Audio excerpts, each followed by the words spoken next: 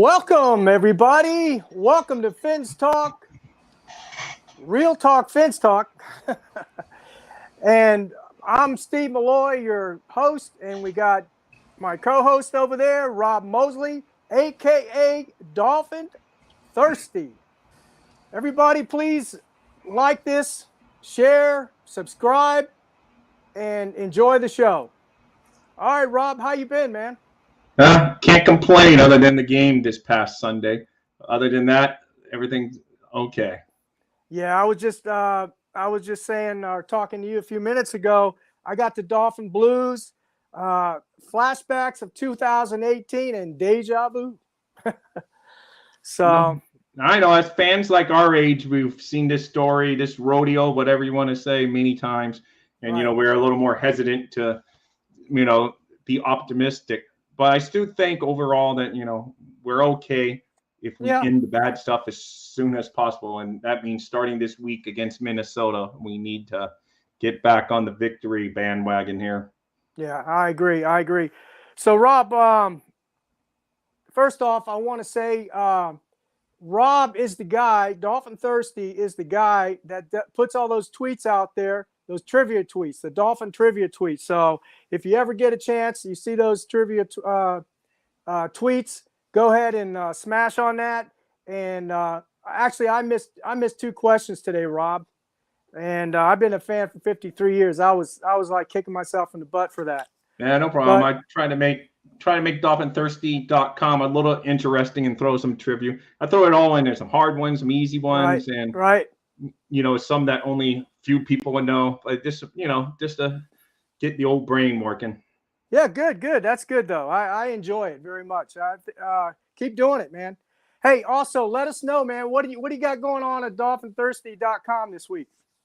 Like you said, some trivia questions on there, and then I covered the game, of course, and tomorrow I might be looking forward already to the Minnesota game, and another McDaniel press conference, see if there's any updates or anything coming down the press. But right now, just updating it with random Dolphins stuff. Always good Dolphins content, so thank you.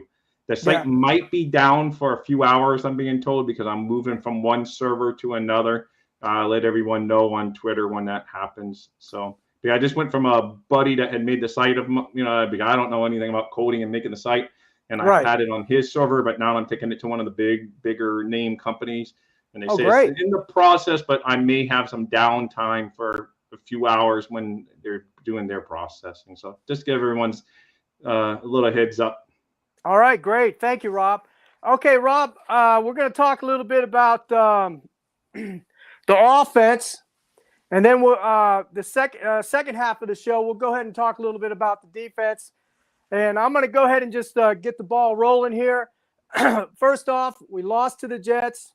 We all know this, not a good game to watch. Sloppy, ugly game.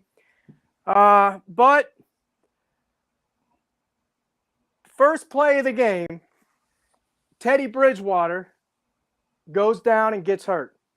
Now, however you feel, whatever happened to him, was it a concussion or not? They put the new protocol in place. I'm not going to go much into that. I have my theories. To me, it's a little fishy. But anyway, he got out of the game. And here's the thing about that play too. It's funny because, and I'll get into that too a little bit. It's kind of lead into what I'm going to say here. Teddy goes back, right? Oh, Steve. Okay, I think my partner in crime there is out. So yeah, he was saying that Teddy Bridgewater went back. And are you there? Yeah, I'm here. We got you at Teddy Bridgewater went back, and then you went out on us. So that's where you were at. So he went back. He goes up to the line, and he's looking over the defense. And on the right side, Sauce is lined up on his left side, the defensive side, right? Soon as he goes back, gets the snap, all the linemen, including the tight end, are shifting over to the left to block. Sauce is left all by himself. No wide receivers on that side. No receivers on that side except Smythe, who is going to his left to make a block, which I don't understand that. Teddy being a veteran like that, he should have saw that, should have called a timeout, right? That's what I would have done. He call a doggone timeout, regroup, call another play, and do it again. But he didn't, and you see the result. But the bottom line is what I'm getting at, from the start of the game to the end of the game, this team was not prepared to play. Defensively and offensively, McDaniel and the coaches did not have this team prepared properly to play this game. And I like McDaniel. He's a rookie coach. We know that. He's going to make mistakes. It's going to take him a while to adjust and to figure this out, right? Because not only is he the head coach, but he's also calling the plays. Okay? So he's got a lot on his plate. So I can understand that. Yeah, I can understand that. So Teddy's out of the game. Skyler comes in. Skyler comes into the game, and honestly, it took him a couple series to feel comfortable. It looked to me like the game is just too fast for him right now. The game hadn't slowed down for him. Hey, it's his first game, right? But overall, he looked pretty good for a 7th-round pick. Probably wasn't even thinking about starting this year. We talked about it on our show. He was the future in the back burner, right? But now, we got 2 quarterbacks down, and now we got Skyler, probably going to be the starter for Minnesota. What do you think about Skyler? How his performance this past game with the Jets? Like you said, I mean, what you would expect of a rookie quarterback, much less a 7th-round pick rookie quarterback. So all things considering, getting thrown in there with no reps really during the week, with everything going towards Teddy, I mean, he did about as well as you can do. And, once again, it's like 2 game plans in a row that McDaniel had to operate on the fly and be ready to go with the quarterback that hadn't practiced during the week. So, not always an easy task, because, I mean, game planning, there's a lot of mistakes to be made.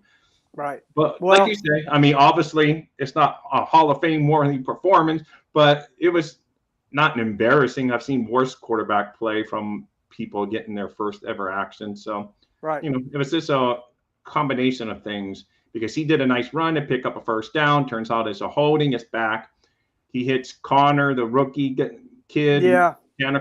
Would have been a nice big game. The kid drops the ball. That would have been a game changer right there. And as bad as the game was, in the 4th quarter, the Miami Dolphins could have taken the lead.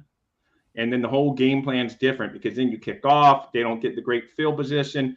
And, so as bad as the whole team played, Miami still had a chance. I know the final score makes it look like we got blown out, and we did. The facts are we gave up 40 points and only got 17.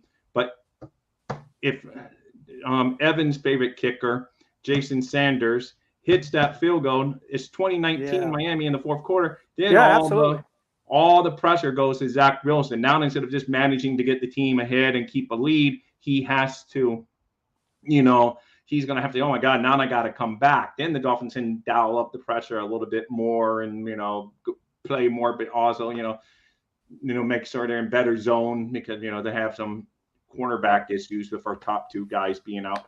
And, they still could have gone on and got those other scores, but the whole dynamic of the game would have been different, because you're going to put their young quarterback in a situation all of a sudden, oh man, I'm trailing. We've been kicking butt this game, and now I'm down 20-19. So, the whole dynamic changes. And I know Evan wants, to make sure, that's why I keep on saying his name. He wants Jason Sanders as an all-pro. I got you. Hey, listen, Perfect Q, how you doing, man? Welcome to the show. Appreciate it.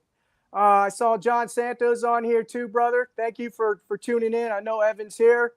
And Mr. Fernandez, I saw you as well. So thank you for joining the show tonight. Appreciate it. Go ahead and hit that like button, subscribe, share with your family, friends, even some of our opponents' football teams, their audience as well. We don't care. We're just having fun here, man. But also, you made some good points there, Rob. But I also wanted to point out too.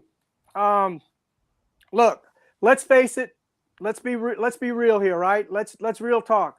Tua is our starting quarterback, right? He's our quarterback right now. Oh, right? there's no doubt who our best quarterback is. In the offseason, people were, saying, oh, Teddy might be better. There is no doubt in anyone's mind now that watches 1 minute of Dolphin football who know the Dolphins. I'm not talking about league or anything else, but no doubt who the Dolphins franchise quarterback is, without a doubt, is Tua. Right. And here's the thing I've got to say about Tua. All right, if he misses this Minnesota game, which he probably is going to miss the game, right? That's 2.5 games he's already missed, and he's only 5 games into the season. Okay. I know. Well, a franchise quarterback like Tua, and we call him our franchise quarterback. He is our number 1 quarterback. If he's going to make a difference on this team, in which he does, but he's got to be on the field, man. He's got to be on the field. And I hate to say it, all these injuries are coming from all started in college, and it's progressing to the NFL. It's progressed this year. And this is part of, and you've said it too, we've talked about this. This is part of his evaluation. I don't care if he throws 85 touchdowns in 8 games and 3,000 yards. If he's not there the rest of the season, right? He misses, 4, 5, 6 games. And we don't go to the playoffs, or we go to the playoffs and we lose. What good is it to have a quarterback, a franchise quarterback, if he can't be on the field? No, I agree. That was one of the knocks coming out of him out of the draft, right? Right. But we still selected him, and it was even a tougher year to evaluate him because it was like peak COVID times. Yeah, teams couldn't get all the hands-on time with private sessions and all that. So it was really hard to evaluate. How far along he was. Right. But, that was one of the knocks coming out of him. Just like a few years back when Miami Dolphins drafted Devontae Parker, one of the knocks on him was he was injury prone and that bit because Devontae Parker, again, when healthy, he was a contributor to the Dolphins, but he was off the field most of the time. So I do get your point on it being a concern for Tua. Like Joe Rose always says, you can't help the club from the tub, know. And unfortunately, we got a lot of guys that, are healing up. Yeah, that's true. Adversity, baby, adversity. Let me give you some stats here just real quick, and then we'll go into we'll talk a little bit about the offensive line and running game. And then we'll go into the defense after that. So the first game he played against New England, he had let's see. I messed up here. Oh, no, here we go. He had 23 completions on 33 attempts, 270 yards, 1 TD, and no interceptions. Typical to a game, right? Yep, efficient. Efficient.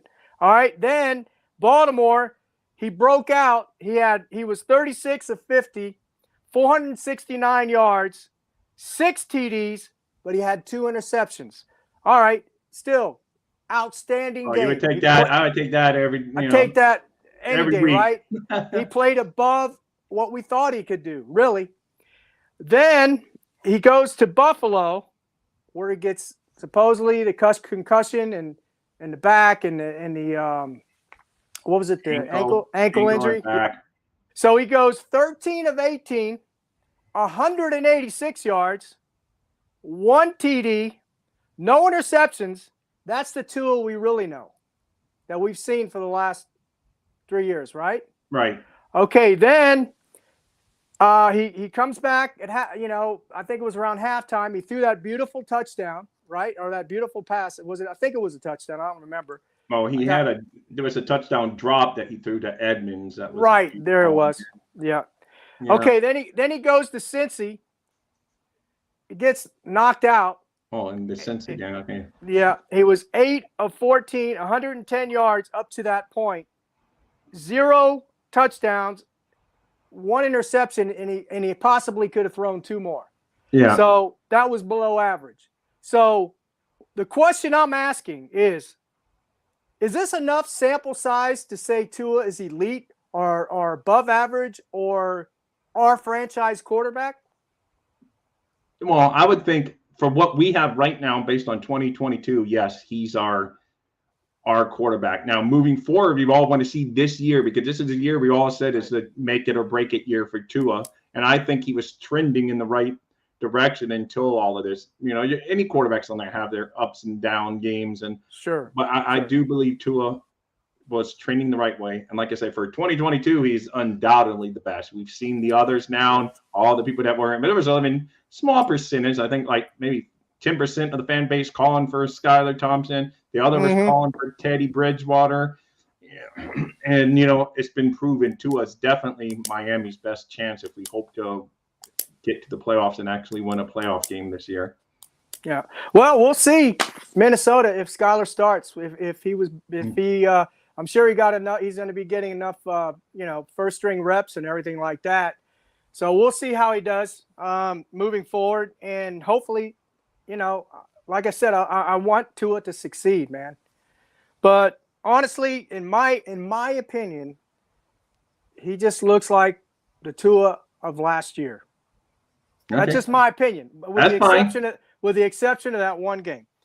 But anyway, let's move on to the offensive line. That line is banged up. Okay, we got Armstead. We don't know if he's going to be back this week. I think he is practicing, from what I understand, or limited. I'm not sure. Well, he's limited. He's very seldom practices anyway. Right. Well, he's hurt. He's another one that we got. Thank you, Greer.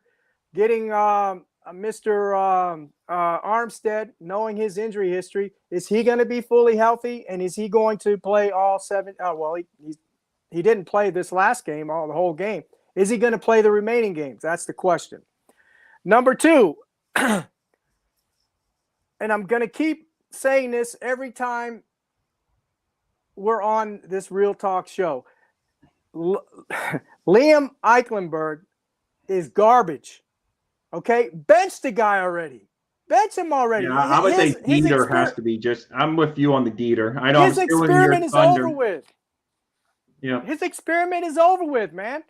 And sometimes you got to cut your losses. I think Greer, may put pressure on the coaching staff. I hope not, because remember they traded extra draft picks to move up in the second round to take this kid out of Notre Dame, and it's just been bad. Yeah.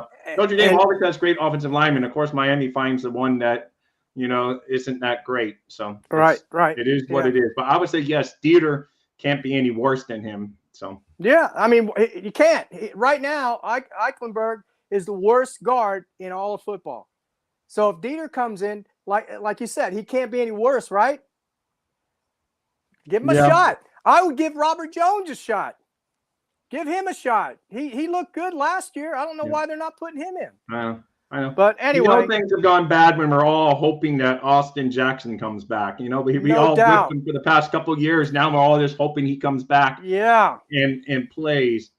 And Hunt has been a good offensive lineman. And Hunt's been outstanding. Yeah. So we have to give kudos and the center, he's been okay. Like you say, maybe he's better at guard, but he's been good at center. He's always ranked pretty highly in there. Yeah, I still feel he's better at guard, but I know. But they say Dieter's better at guard too, so it's like flipping a coin if one of them gets. I just want to see Dieter. I just think Dieter's better, but I'm not the coaching staff, so I don't see them every day at practice and in assignment meetings, and I don't see all that. But I just can't see Dieter being any worse.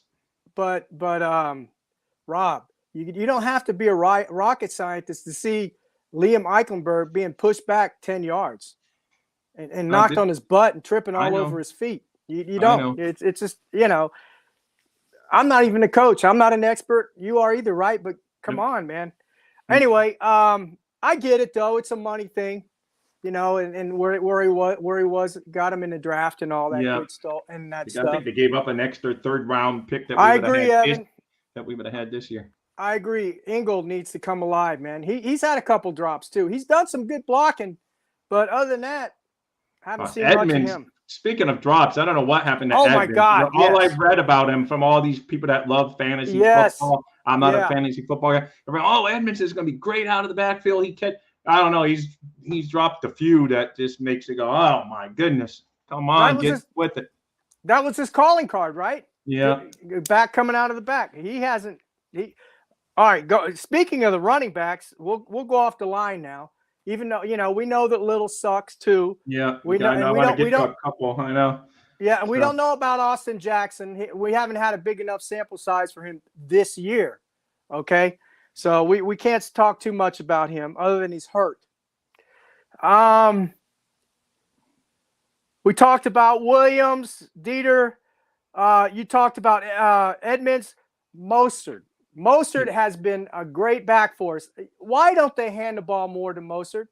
no, I agree. I think this past game, because he ripped off a great first down run. We got another first down. Then on the very next play, we try to pass it. His arm gets hit, Skylar Thompson, and then it's a pick on the sideline deep there. So why not establish? We know you got a 7th round pick. That's the only pick. I'm not as harsh on McDaniel as you are yet. And you're still giving him his chance. But right, I still think that was a bad play. Establish it, because I've been hearing for years how we just got to establish the running in it. McDaniel was going to be the guru that got us going, and he just rips off a beautiful run. Then the very next play, they do a pass. Just make the Jets stop the run. They had it. He was averaging 6.3 yards a carry for the whole game.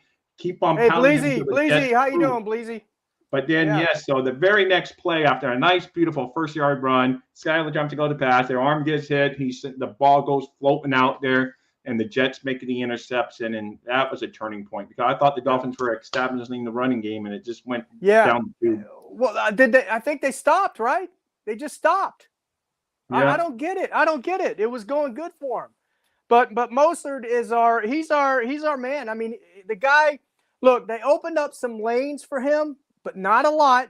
But he enough to get 2 or 3 yards, and he was making 3 or 4 yards after getting tackled. So a lot of that was on him. Although the lanes were there, but a lot of that was on him. It just like last week as well.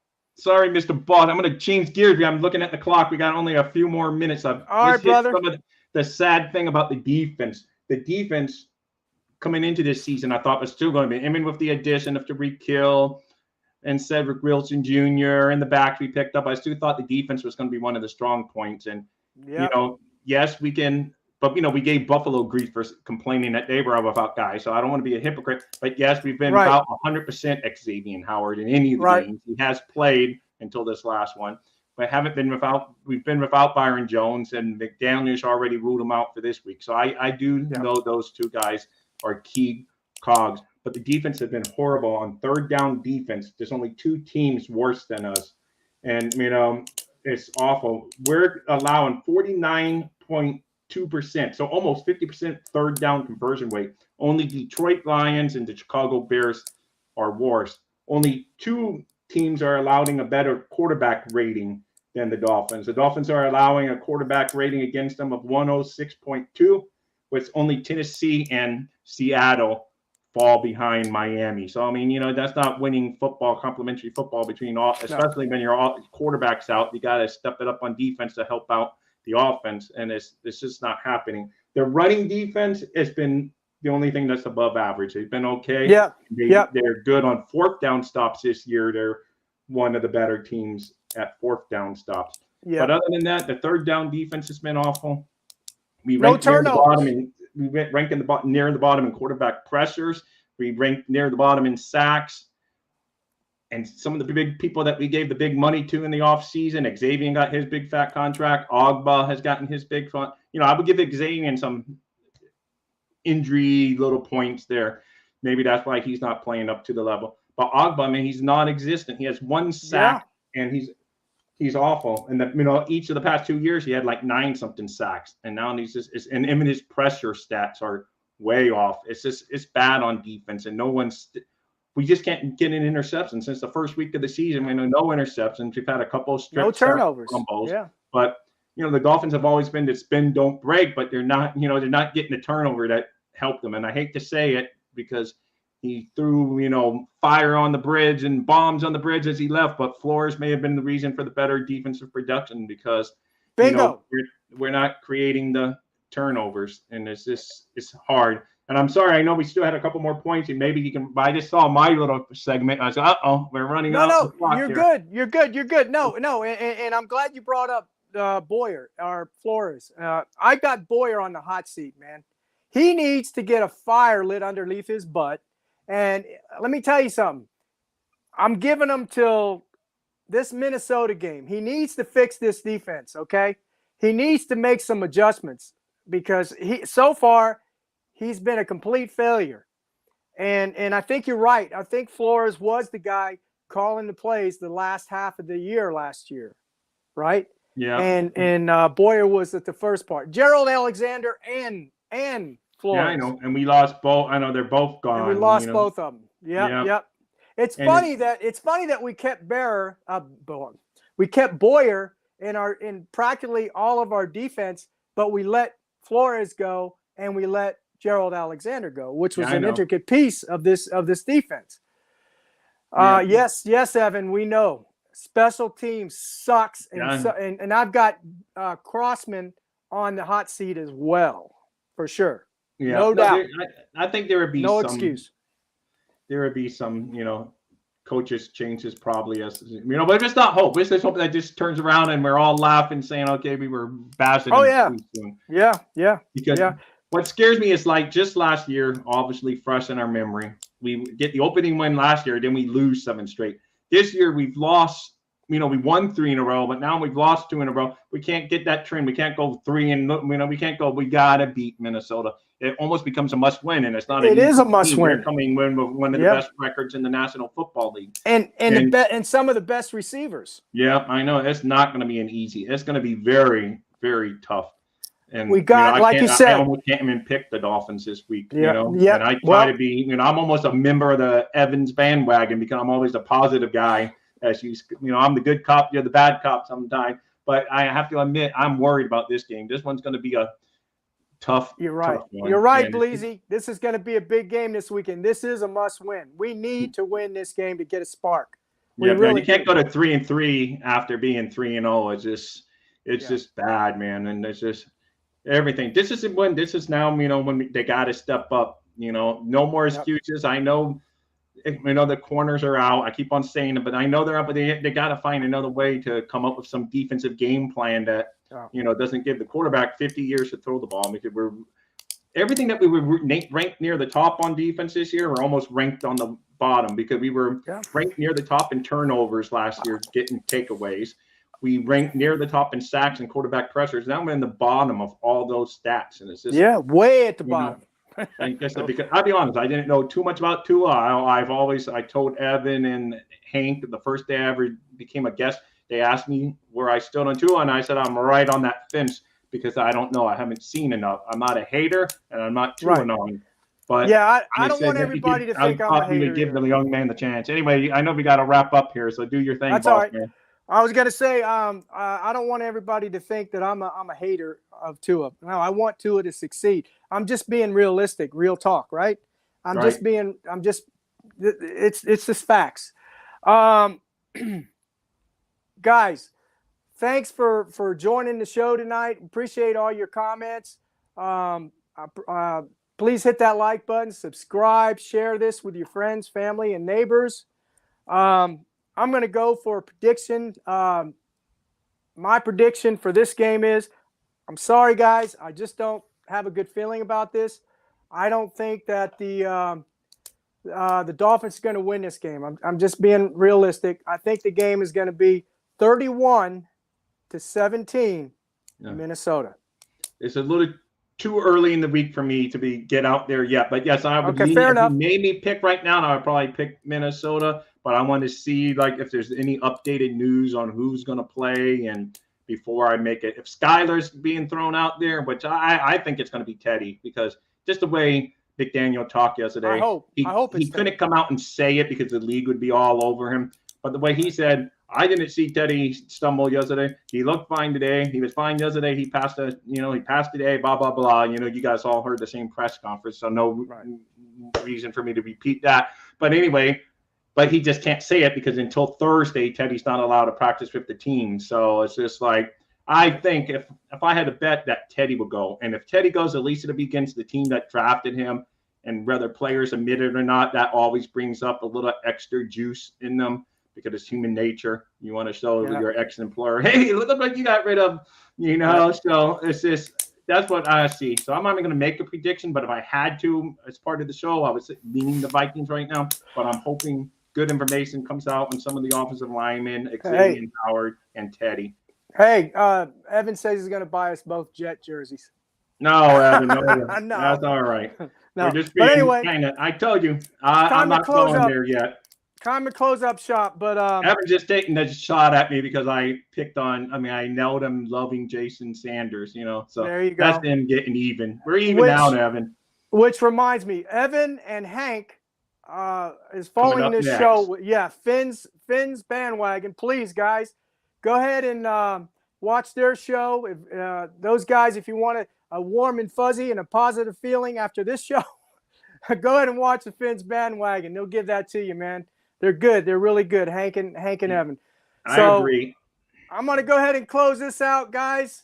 Rob, thanks for joining me. Yeah, everybody, and check out thanks for joining me. And DolphinThirsty.com might be down for a couple hours here or a few hours, I'm being told, because I'm switching servers to go to a bigger boy than just my buddy that made the website. So hopefully that gets all updated soon, and we're going to be rocking it. It's still up right now, but I've been warned. So just so you guys know.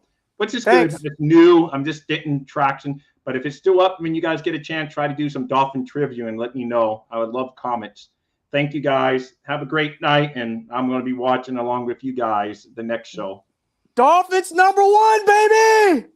Fins up all.